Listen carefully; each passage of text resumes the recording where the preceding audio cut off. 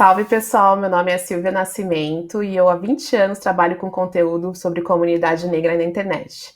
Sou fundadora do site Mundo Negro e agora eu tenho um novo projeto que chama Falas Diversas. Eu semanalmente vou estar conversando com pessoas negras e provar para todo mundo que nós somos diversos nas nossas ideias, nos nossos pensamentos. Essa semana, o meu convidado se chama Antônio Zupério. Ele é arquiteto de formação, amante do design, das coisas belas, mas na internet ele é conhecido como problematizador, entre aspas. Mas eu acredito que o conteúdo dele é muito necessário, porque ele fala de questões raciais, mostrando aquelas questões simbólicas, subliminares, que às vezes a gente não percebe, mas que precisam ser discutidas. Isupério, eu agradeço demais o seu tempo, na sua agenda corridinha, que eu sei que você mora nos Estados Unidos, a gente tem toda uma questão de fuso horário, mas eu queria muito que as pessoas conhecessem, além do seu lado de influenciador, ou desfluenciador, como você se define na internet, como você lida com essas questões raciais, mas também como é que você se posiciona como um homem negro no mundo, né? Apreciador das coisas bonitas, mas também sem esquecer das problemáticas de ser uma pessoa negra no mundo. Seja muito bem-vindo e, mais uma vez, obrigada pelo seu tempo. Você mora fora do Brasil, né? Eu queria saber brevemente dessa sua experiência internacional e também que você me falasse o que tem de melhor e pior em ser um homem preto latino-americano fora do seu território. Oi, pessoal. Prazer estar falando aqui com você, Silvia. Então, a gente está falando de uma diáspora da diáspora, né? Então, a nossa situação e a nossa configuração fora do país, principalmente sendo uma pessoa negra, né? Mesmo sendo de pele clara, é realmente diferente do que a condição das pessoas que são não brancas ou que são teoricamente brancas no Brasil. A gente tem uma condição aqui que inclusive é uma característica que a luta do movimento latino-americano vem nos últimos anos tentando, Silvia, que é categorizar e criar a categoria dos afro-latinos, que até foi popularmente, está sendo mais popular falado pela Cardi B, que acredito que seja a primeira grande pessoa do mainstream que tem falado sobre isso, porque quando a gente vai fazer o check, essa categoria não existe. Ou você é latino ou você é afro. Então isso é realmente um requerimento do movimento negro latino-americano que essa categoria existe para que a gente possa ser contabilizado e para que políticas públicas sejam feitas para a nossa categoria. Então até então a gente realmente é invisível. Não, com certeza. E assim, a questão da raça e da origem, né, é uma discussão muito contemporânea mesmo, né? E você chegou em algum momento que você não foi visto como homem negro, porque dependendo do país que você tá, isso é perceptível right away mesmo, de cara, né? Mas tem alguns lugares que as pessoas ficam como assim, negro, né? Se você já passou por alguma situação que você realmente teve a sua origem mesmo questionada, né? A sua raça questionada. Eu acredito que as pessoas, o debate racial aqui nos Estados Unidos, ele também é superficial. Obviamente, quando a gente está falando de bolhas, os movimentos, que é a bolha que a gente vive, né, Silvia, existe realmente um aprofundamento.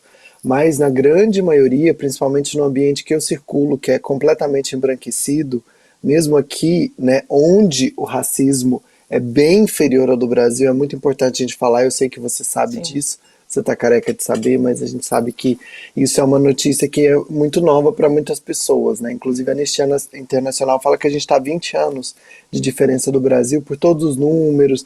A gente só tem 3% de negros aqui nos Estados Unidos, a gente tem 1% de negros, desculpa, 13, falei errado. A gente tem 3% de negros em posição de poder, o contrário do Brasil, que a gente tem 56 e somente 1. Então existe aí, né, uma diferença muito grande. Mas mesmo assim, em todos os ambientes completamente embranquecidos que a gente que permeia, Silvia, não existe a consciência racial, porque a branquitude ela se vê como universal, né? Na verdade, os brancos se consideram americanos e chamam os negros de afro-americanos, né? Então a gente denomina o diferente, eles não Sim. são considerados de forma hegemônica como parte da América. Não, isso Nós com que somos certeza. latinos ainda a gente tá mais Sim! embaixo. E as redes sociais, elas ajudam muito nisso, assim, né? Inclusive, era uma coisa que eu também queria falar a respeito do seu perfil, que eu acho um perfil muito reflexivo, né? Às vezes a gente tem, né, fala que o Mundo Negro ele tem uma linha editorial, mas eu acho que a linha editorial que você faz é aquela que não é fazer, não discutir sobre o racismo que vai fazer ele desaparecer. A gente precisa falar sobre coisas que pessoas da minha geração achavam que fazia parte da sociedade, né? Eles naturalizavam violências e você acaba tendo uma visão muito apurada dessas violências subliminares que existem com a comunidade negra. E eu imagino que você deva receber muitas coisas, né? Gente querendo que você denuncie, olha isso, olha isso, olha isso. Como é que você lida mentalmente com isso, assim? Isso já chegou a se afetar no sentido de deixar com ansiedade, com depressão? Como que você consegue realmente dar essa atenção que as pessoas demandam de você, mas sem enlouquecer? Essa é uma pergunta muito profunda e primeiro eu quero agradecer os seus elogios, Silvia, porque você sabe, não é de agora, você é uma referência para mim. O seu Obrigada. trabalho, inclusive, foi importante na minha formação. Tem só nove Obrigada. anos que eu me considero negro, não porque as pessoas não achavam que eu fosse negro, mas porque eu sou de Goiás, um território muito violento para nós. Inclusive, a Não. porcentagem de negros em Goiás é muito menor, e isso por sequência da violência subsequente, né, que teve no nosso estado, onde as casas de reprodução de escravos. Então, depois de toda essa configuração de extrema violência, que eles falam que até a estimativa de vida dos nossos ancestrais eram em torno de 20 anos, que é um absurdo. Eu cresci numa família de retintos dos dois lados, mas eu sou a pessoa branca da família. Então eu fui tratado, sociabilizado dentro da minha família que não tinha consciência racial. Obviamente que a gente tinha nas outras escalas da árvore genealógica, mas isso se perdeu com o capitalismo e com a modernidade. Uhum. Então, a minha família me tratava como branco. Então, eles faziam até uma piada. Não sei se você lembra, Silvia, que tinha o João Paulo e tinha o Daniel, um cantor Sim, de música sertaneja. Então, lembro. inclusive, meu pai me chamava, eu e meu irmão, de João Paulo e Daniel, porque meu irmão é retinto, meu irmão tem a pele mais escura que você, e eu sou o branco da família. Então, para me reconquistar essa perda da identidade, toda essa violência que eu tive, foi Uhum. realmente no período pós-universidade, quando eu me envolvi com os movimentos sociais. Então, por isso que eu sempre vou defender os movimentos sociais, porque são eles que resgatam a nossa humanidade dentro desse circuito de violência que a gente teve, né? E eu acabei descobrindo também, depois do envolvimento dos movimentos sociais, porque a gente sabe que existe uma pigmentocracia no Brasil, e eu estou falando de um lugar de muito mais acesso, então eu não tenho nenhuma fragilidade quando as pessoas querem problematizar as minhas falas e me chamam de branco, porque essa fragilidade da branquitude realmente eu não carrego, né? Eu sou filho de pessoas, de ancestrais que tiveram uma luta muito maior.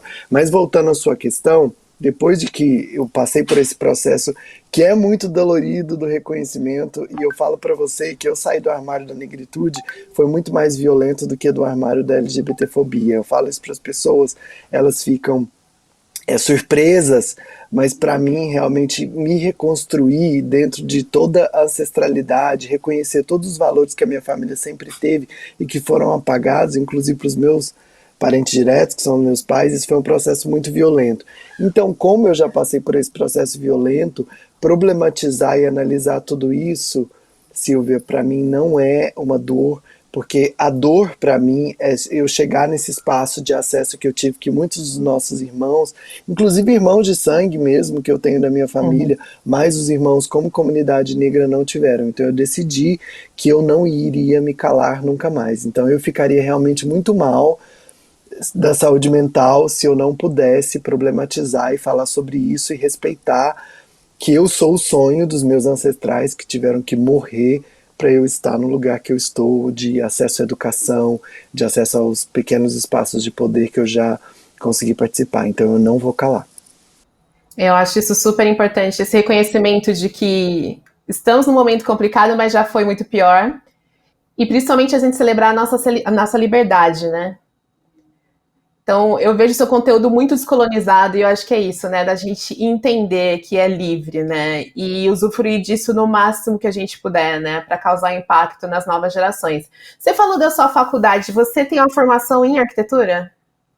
Eu tenho uma formação em arquitetura para piorar ainda o nosso cenário, né, que é completamente embranquecido, elitista e burguesa, Foi um processo super complicado. Eu não sei se você já terminou sua pergunta, querido. Você falou, já me veio Não, mas gatilho, é assim. isso mesmo, mas é isso mesmo. É esse meio que eu fico imaginando você lá nesse meio, né? Que quando você traz para mim, né, que na faculdade você teve momentos de reflexão, né? Experiências que te trouxeram reflexão sobre a sua raça, eu queria realmente saber isso, né?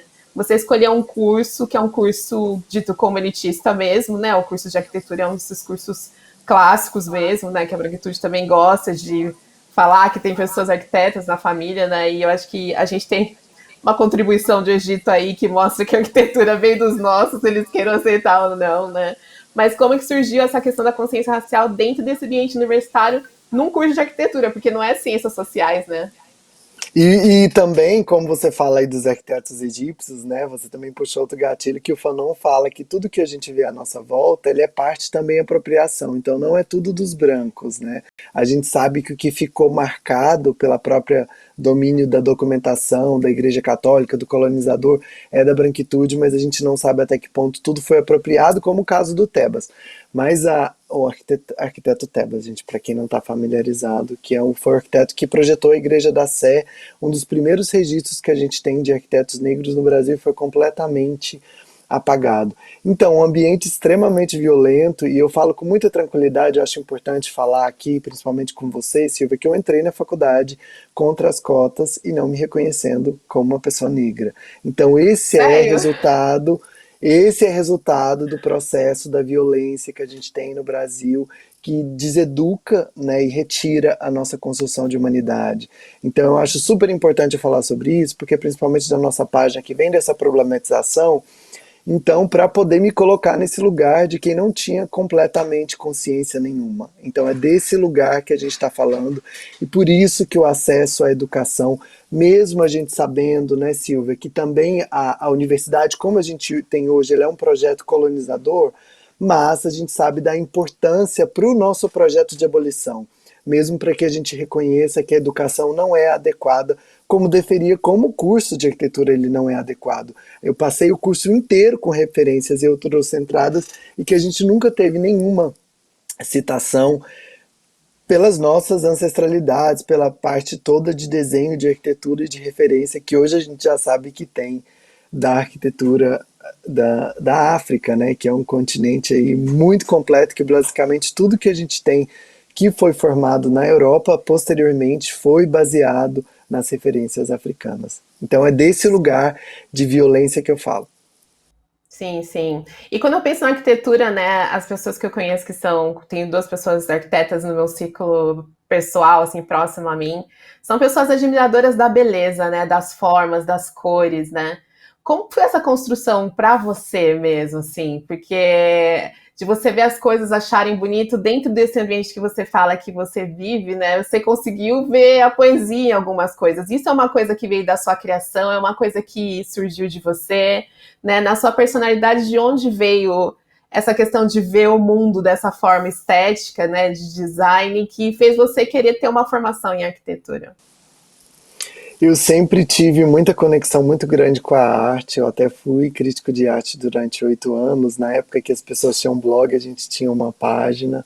Mas isso eu acredito que vem do pequeno acesso que eu tive numa cidade de interior. Eu sou de uma cidade de 20 mil habitantes, muito provinciana, no interior de Goiás, que não tinha asfalto quando eu era pequeno. Então era uma realidade muito diferente, né? Nós, principalmente nós, periféricos, negros periféricos, eu comecei a trabalhar com 7 anos de idade com meu pai, com 9 anos eu já dirigia carro e moto, então é uma realidade muito diferente do que a gente tem da capital, né, dos centros metropolitanos.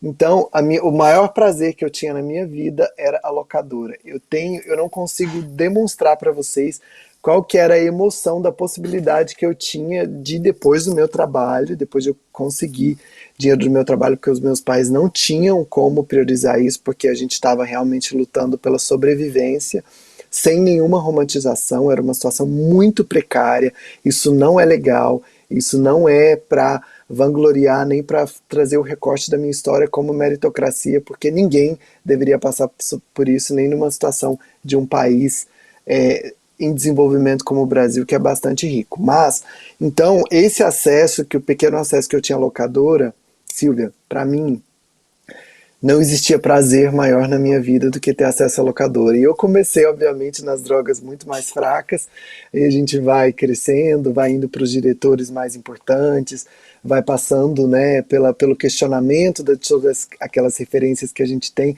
até chegar nas drogas mais fortes, na Ava DuVernay hoje, no Spike Lee. Então foram essas pessoas que, diante da construção da imagem, do questionamento que essas pessoas trouxeram, que foram construindo a minha imagem, o conceito e a perspectiva que eu tenho de comunicação social, de comunicação de identidade visual. Então foram isso realmente que foram construindo tudo, foram essas referências que eu tive, que também depois acabaram passando para a música, acabaram passando por outras artes aplicadas. Que legal. Eu fui fornecedora, eu trabalhei em locadora durante muito tempo. Um dos meus Nossa, primeiros empregos foi em locadora e eu adorava ficar lá durante a semana que não tinha movimento, ficar assistindo os filmes, depois recomendar. Eu acho que o filme é um acesso que a gente tem uma beleza de outros lugares, assim, né? Mas eu queria fazer uma última pergunta que vai ser duas meio que dentro de uma, assim, né?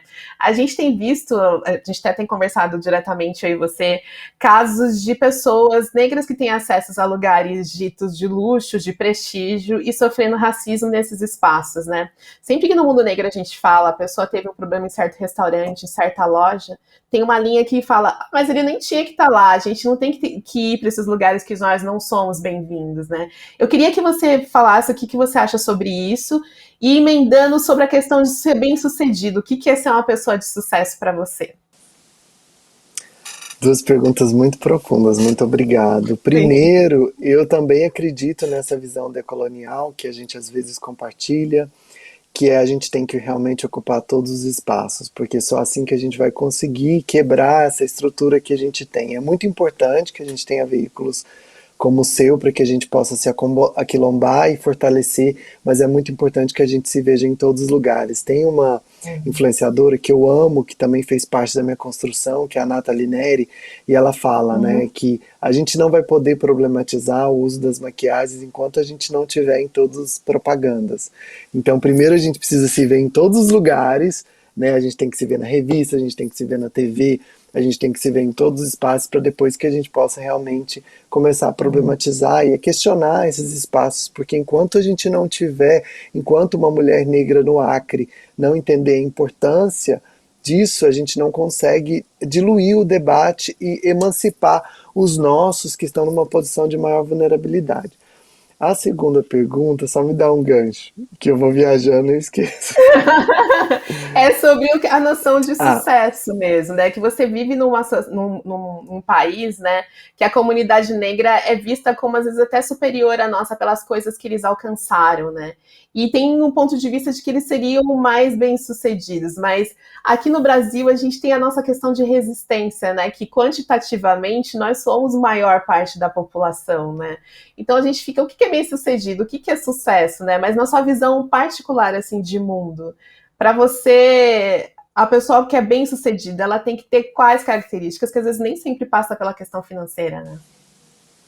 é verdade. Uma característica que eu vejo nas pessoas bem-sucedidas que estão na minha volta, que eu admiro, é a generosidade.